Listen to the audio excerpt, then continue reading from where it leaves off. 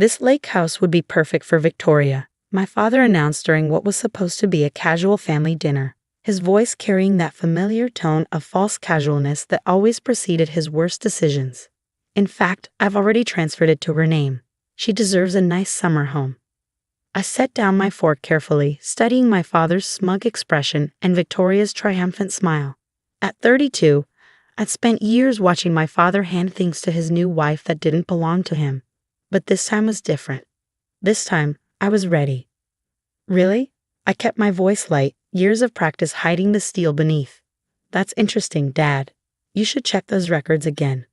My name is Olivia Bennett, and that lake house meant everything to me. My grandmother had left it to me when she passed away 5 years ago, her final gift to the granddaughter who'd spent every summer helping her tend her beloved garden and restore the old wooden dock. The property had been in our family for generations, each room holding memories of lazy summer days and cozy winter retreats. Victoria, my father's wife of 3 years, had been eyeing it since the day she first saw it. At 28, just 4 years younger than me, she had married my father with the kind of calculated precision that would have been admirable if it wasn't so transparent. My father, still reeling from my mother's death and desperate to feel young again, had fallen for her act completely. What do you mean, check the records? Victoria's voice cut through my thoughts, sharp and suspicious. She'd always been good at sensing when things weren't going her way. I reached for my phone, pulling up an email I'd received that morning. The lake house can't be in your name, Victoria, because as of 8 o'clock this morning, it's been placed in an irrevocable trust. My grandmother made sure of that. My father's face darkened. What are you talking about? The deed was clear. The property passed to you, and I have power of attorney. I handled the transfer myself. Did you? I smiled, sliding my phone across the table. Maybe you should look at the original will again. The one filed with Grandma's lawyer, not the copy you had in your office. 6 months ago, I'd received a call from Mr. Sullivan, my grandmother's longtime attorney. He'd been concerned about some inquiries made about the property's title. Your father's been asking questions, he warned me. Questions that make me think he's planning something. That's when I learned about my grandmother's true gift, not just the lake house, but the legal protections she put in place to keep it safe. The property had been placed in a trust that would activate upon any attempt to transfer ownership without proper authorization. My grandmother, it seemed, had known my father better than anyone.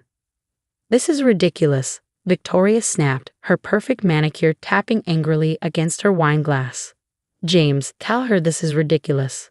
But my father was staring at the documents on my phone, his face growing paler by the second.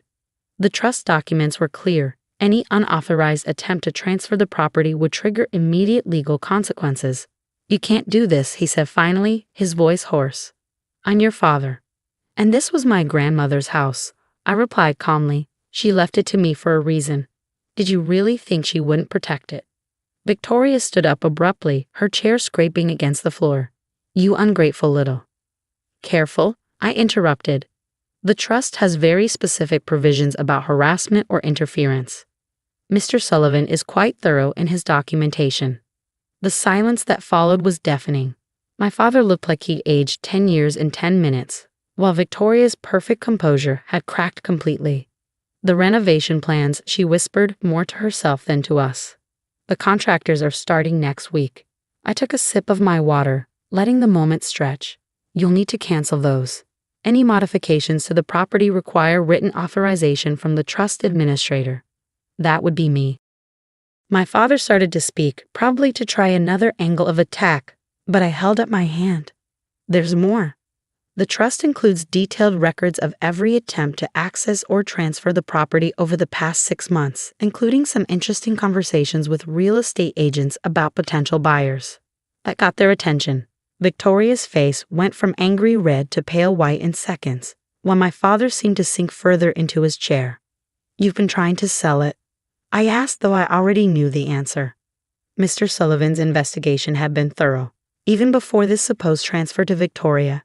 That's interesting, considering you knew Grandma left it to me specifically because she wanted it to stay in the family. We were just exploring options. Victoria tried to backpedal, but her voice lacked conviction. For the future, you know, property values in that area are rising. I finished for her. Yes, I know. That's why the trust includes a provision preventing any sale without unanimous agreement from all beneficiaries. And since I'm the only beneficiary, the implications hung in the air. Not only had their attempt to transfer the property failed, but their broader plans to sell it for a profit were now impossible. My father finally found his voice. You don't understand, Olivia.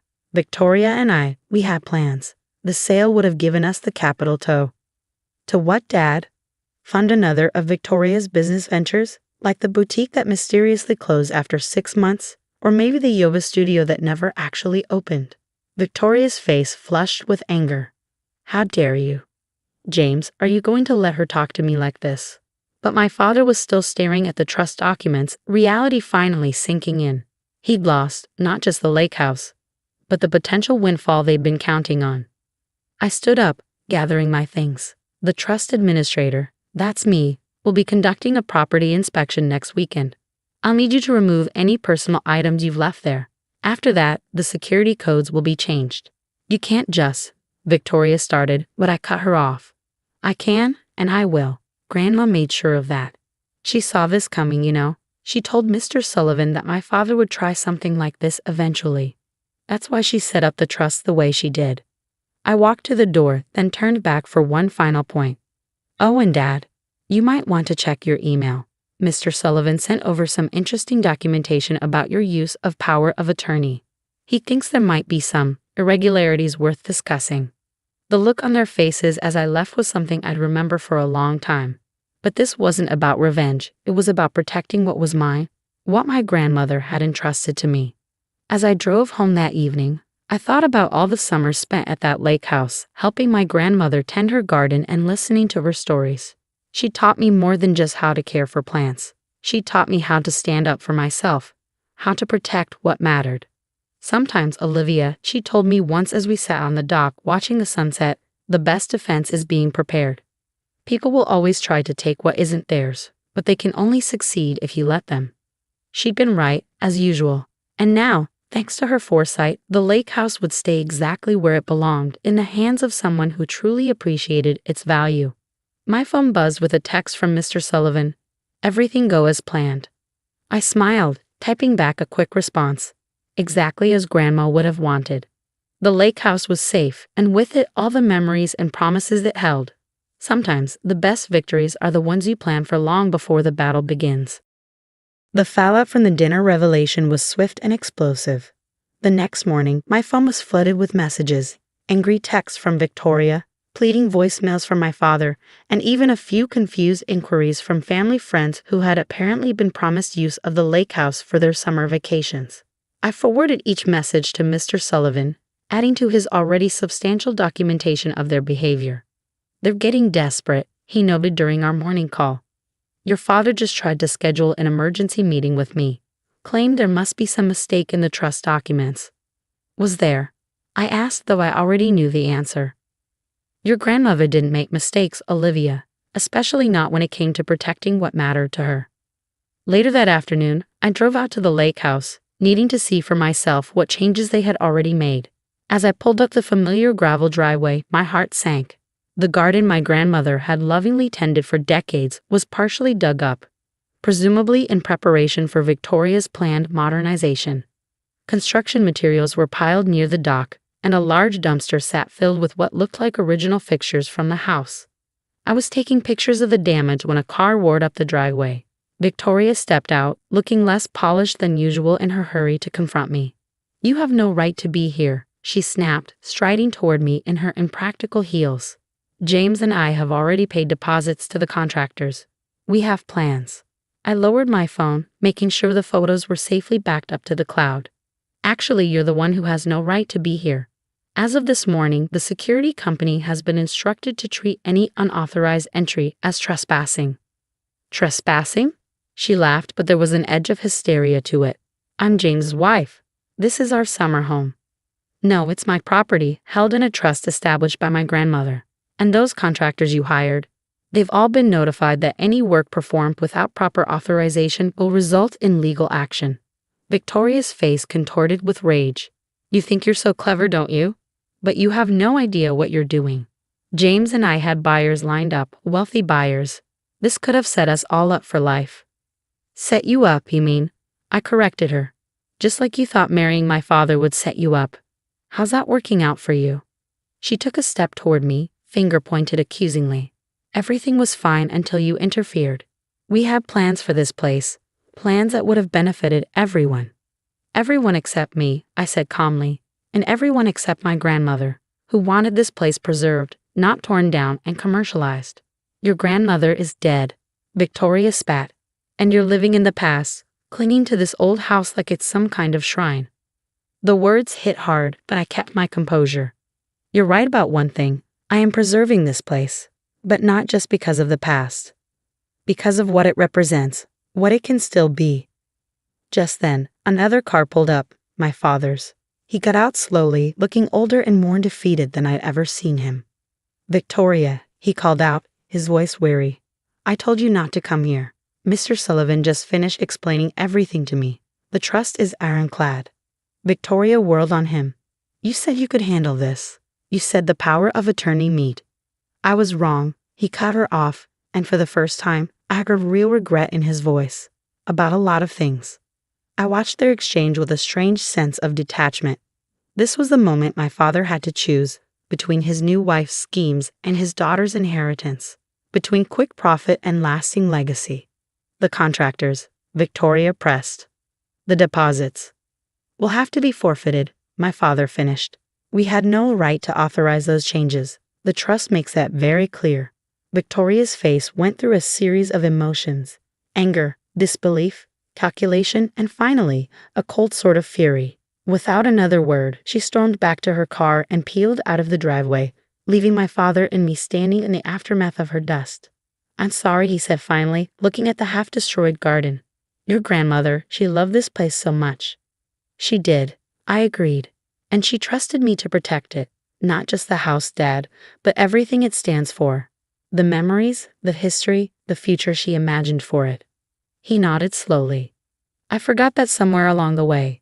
Got caught up in Victoria's vision of luxury renovations and profitable flips. Your mother would have been so disappointed in me. The mention of my mother, gone now for 5 years, hung heavy in the air between us. She had loved this place too, had supported my grandmother's decision to leave it to me. It's not too late, I said finally. The garden can be replanted.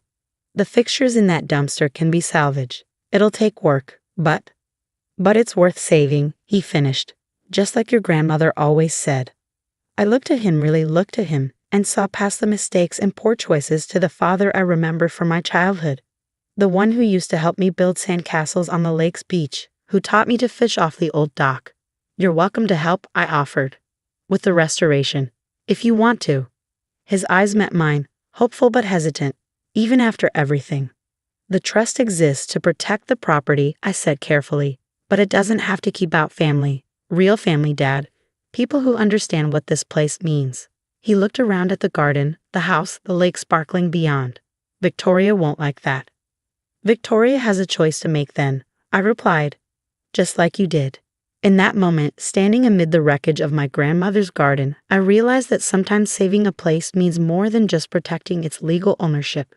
Sometimes it means giving people a chance to remember what really matters, to choose legacy over profit, family over facades. My father picked up a discarded garden tool. Where should we start? I smiled, thinking of all the summers spent working alongside my grandmother in this very garden. She always said the best place to start is wherever you're standing. Together, we began the work of restoration, not just of the garden, but perhaps of something more fundamental. It wouldn't be easy. Victoria's influence still hung over my father like a shadow, and trust, once broken, takes time to rebuild. But as we worked, I could almost hear my grandmother's voice on the breeze. Sometimes, Olivia, the greatest victories aren't in winning the fight, but in what you choose to build afterward. Over the next few weeks, the true scope of Victoria and my father's planned changes to the lake house became painfully clear. While sorting through paperwork in my father's home office, I discovered architectural plans that would have completely transformed the property, turning the charming, historic lake house into a modern luxury retreat with room for 50 guests. The contractors' invoices told an even more disturbing story. They had been hired to begin work without permits, rushing to make changes before anyone could object. The more I dug, the more evidence I found of Victoria's influence, each modification designed to maximize profit potential with no regard for the property's history or meaning. One evening, as I was reviewing the documents with Mr. Sullivan via video call, my father knocked on my door. He looked uncomfortable, clutching a manila envelope. "There's something else you need to see," he said, placing the envelope on my desk. Victoria, she had plans beyond just renovating the house. Inside were marketing materials for Lake Victoria Resort and Spa, complete with renderings showing my grandmother's beloved home transformed into something unrecognizable. The garden would have become a parking lot, the old dock replaced by a modern marina. She had investors lined up, my father admitted, his voice heavy with shame. That's why she was so confident about the transfer. They were ready to begin construction as soon as the property changed hands. I felt physically ill looking at the glossy brochures. "And you agreed to this?" He sat down heavily in the chair across from me. She made it sound so reasonable. Said we were foolish to let such valuable property sit unused most of the year. Called it unlocking its potential. Unused? I couldn't keep the edge from my voice. "Dad, I use this house. I maintain it. I share it with family and friends. Just because we're not charging $500 a night doesn't mean it's going to waste." Before he could respond, my phone buzzed with a text from Victoria. "Your precious lake house won't stay yours forever. Everyone has a price." I showed the message to my father. His face fell further. "She's been like this since you revealed the trust," he said. Angry, calculating. "This isn't the woman I married." "Or maybe it is," I suggested gently. "Maybe this is exactly who she's always been, and you're just finally seeing it." The next day, Mr. Sullivan called with news that confirmed my suspicions. His investigation had uncovered a pattern of similar schemes in Victoria's past. Failed resort developments, property flips that left investors high and dry, businesses that collapsed under suspicious circumstances. "She's done this before," he explained. "Finds wealthy older men, gains their trust, then uses their assets and connections for her real estate ventures. When things go south, she moves on." I thought about sharing this information with my father but decided against it. He was already struggling with the reality of Victoria's true nature. Proof of her past deceptions might break him completely. Instead, I focused on healing what could be healed. The garden was slowly coming back to life, with my father spending weekends helping me replant what had been destroyed. We worked mostly in silence, but it was a comfortable one filled with shared purpose. One Saturday morning, as we were clearing debris from the flower beds, Victoria made her final play. She arrived in a sleek black SUV, accompanied by two men in expensive suits. "These gentlemen represent my investors," she announced, striding across the lawn. "They're prepared to make you a very generous offer for the property." I straightened up, garden tools still in hand. "The property isn't for sale, at any price." The taller of the two men stepped forward, extending a business card. "Perhaps we could discuss this inside. Our offer might surprise you." "No," I said firmly. "The trust specifically prohibits any sale. It's not negotiable." Victoria's polished facade cracked. "You stupid, sentimental fool. Do you have any idea how much money you're throwing away? All for what? Some old woman's garden?" My father, who had been quietly working nearby, finally spoke up. "That old woman was my mother Victoria, and this garden, this house, they're her legacy, not your next real estate flip." Victoria stared at him, clearly not expecting resistance from that quarter. "James, be reasonable. Think about our future." "I am," he replied, standing to face her, "and I'm starting to think our futures might be heading in different directions." The investors, sensing the shift in dynamics, began backing toward their car. Victoria watched them go, her carefully constructed plans crumbling before her eyes. "This isn't over," she hissed, but the threat sounded hollow. "Actually, it is," I said, pulling out my phone. "Mr. Sullivan has been quite thorough in documenting your history of real estate fraud. He's prepared to share his findings with the appropriate authorities if you continue to harass us." She left in a fury of squealing tires and thrown gravel, leaving my father and me standing in the partially restored garden. "I've been such a fool," he said after a long moment. "Not a fool," I corrected him, "just someone who wanted to believe in love again. There's nothing wrong with that." He looked around at the garden, at the evidence of our shared work. "Your grandmother would be proud of you, not just for protecting the property, but for how you did it. With strength, but also with grace. I picked up my gardening tools, returning to the task at hand. She'd be proud of you too, Dad, for finding your way back.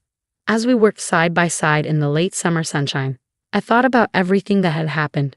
Victoria had tried to turn this place of memories and meaning into just another soulless resort. She had nearly succeeded, not through force, but through manipulation and false promises. But my grandmother had seen it coming. She'd known that the true value of the lake house wasn't in its potential sale price or development opportunities. It was in the generations of memories it held and the ones yet to be made. What happens now? My father asked as we finished planting a row of my grandmother's favorite roses.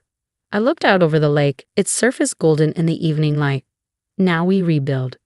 Not just the garden, but everything else too. He nodded, understanding that I meant more than just the physical restoration of the property. Trust, like gardens, takes time and care to grow back strong. But standing there, surrounded by the evidence of new growth emerging from old roots, I knew we were on the right path. Victoria's grand plans for Lake Victoria Resort would remain nothing more than glossy renderings in a forgotten folder. The real lake house, my grandmother's lake house, would continue to be exactly what it was meant to be: a home, a haven, a place where family could heal and grow together. The weeks following Victoria's dramatic exit brought a strange new rhythm to life at the lake house. What had started as my solitary mission to protect my grandmother's legacy had evolved into something unexpected, a chance for my father and me to rebuild not just the property, but our relationship. Each morning, we'd arrive with coffee and work plans, tackling the restoration piece by piece. The garden came first, with my father surprising me by remembering many of my grandmother's planting preferences. She always put the lavender on the eastern edge, he'd say, or, the hydrangeas need more shade than you might think. Small details that revealed he'd paid more attention than I'd given him credit for. Victoria, meanwhile, maintained her distance but not her silence. Her lawyers sent increasingly desperate settlement offers, each one attempting to circumvent the trust's restrictions. "She's running out of options," Mr. Sullivan explained during one of our weekly update calls. "The investors she promised this property to are demanding answers, and from what I can gather, she made some significant financial commitments based on her guaranteed acquisition of the lake house." "Not my problem," I said, watching through the window as my father painstakingly restored the old dock, board by board. "No, it's not," Mr. Sullivan agreed. "But you should be prepared for escalation. People like Victoria rarely accept defeat gracefully." He was right. A week later, Victoria made her final play, a direct appeal to my father that I witnessed through the kitchen window. They stood near the edge of the property, her gestures animated, her expression cycling between pleading and threatening. My father remained still, arms crossed, shaking his head repeatedly. When he finally returned to the house, his expression was grim but resolute. "She wanted me to contest the trust," he said without preamble. "Said if I claimed your grandmother wasn't of sound mind when she created it, we might have a chance to invalidate it." I felt a chill despite the summer warmth. And I told her it was over. He sat heavily at the kitchen table, the weight of his decision evident in every line of his face. I filed for divorce. The announcement hung in the air between us. This wasn't what I'd expected, or even what I'd wanted, when I first confronted them about the lake house. I'd simply wanted to protect my inheritance, not destroy my father's marriage. "Dad, I never mean. This isn't your fault, Olivia," he interrupted. "Victoria and I. What we had wasn't real. Not on her side anyway. I was just a means to an end. Access to properties and connections she could exploit." Mr. Sullivan found evidence of her past schemes, I admitted. "I didn't tell you because I thought it would hurt too much." He nodded, unsurprised.